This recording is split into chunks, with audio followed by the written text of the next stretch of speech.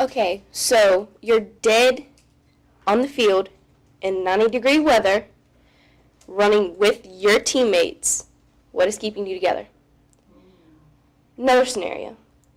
You're with the group. You're 5 minutes away from giving a big speech on a bulletin board you've worked on for months at a national competition. What's keeping you together there? What about when you're at work? What keeps you together as a business? Teamwork. Teamwork is key to success. It brings you together in everyday life too. When you and your friends are together, you're using teamwork or team bonding. My first point is team bonding in sports. Team bonding in sports, it brings you closer together. You have a better understanding of each other's backgrounds, because I've noticed when I came here that there are a bunch of different backgrounds or where people are from. You work closer on the field, and it helps the freshmen be less nervous. I actually got a quote from the intern head women's soccer coach, which is Michael Callaghan, and he said, team bonding plays a big factor in team success and can be the difference between winning and losing. A team who is well connected will be more willing to put in the hard work with each other.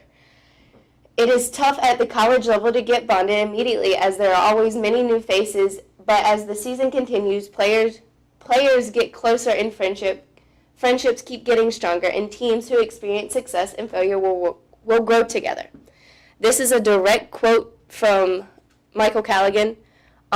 This quote for me actually, I kind of disagreed with him, because he said that we're not bonded immediately. When I first met the soccer team and we went on our first hike, I feel like we all clicked right then, because we realized we would be hiking 2 miles in the woods to go to the Cascades and then 2 miles back.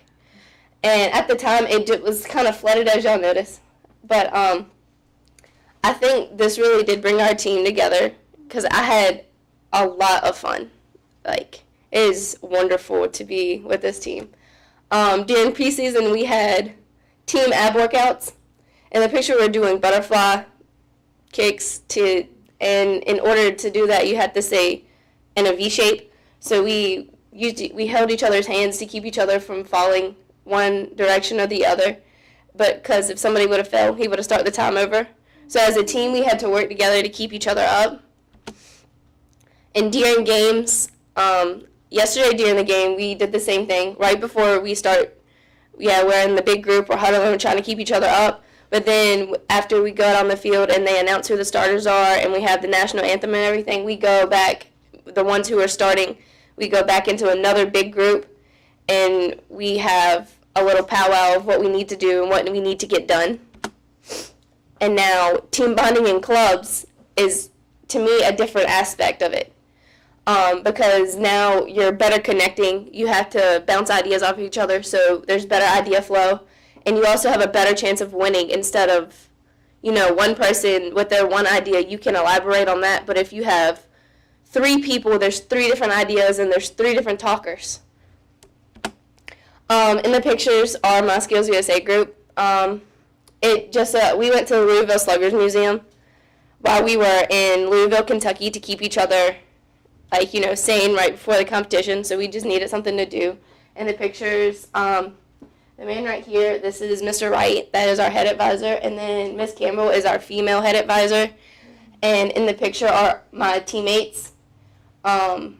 We all kind of worked together on the project that 3 of them actually presented nationally, and then the other 3 of us actually received the Presidential Volunteer Service Award, which we had to work together to get that. In this picture, it's kind of us kind of goofing off, and it just shows how well bonded we are, in a sense that, we work together and we receive awards, but the teamwork and the team bonding that we had to do to get there is honestly one of the biggest keys for me. How to team bond. 1, you need to establish leadership. When you establish leadership, it actually gives a better backbone, so you're not just, trying to bounce off the, hey, I'm going to be the leader today, and then, say the next day, you have somebody else being leader, then you don't really have a clear view of who you're going to be listening to. And step 2 is establish relationships with teammates and/or employees.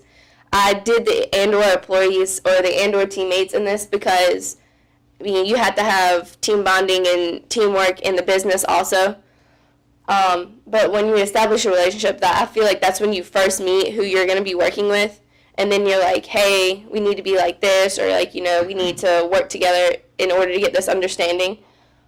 Step 3 is you'll build the relationship between employees or teammates. I feel like this is done when you actually go and team bond, and there's a lot of team bonding exercises that you can do. I know one of them, for example, when we came together, we had like an ice cream social, so we all were able to talk. Step 4 is foster teamwork, and step 5 is set ground rules for the team. So if you set ground rules, you understand what exactly you're gonna like try to accomplish.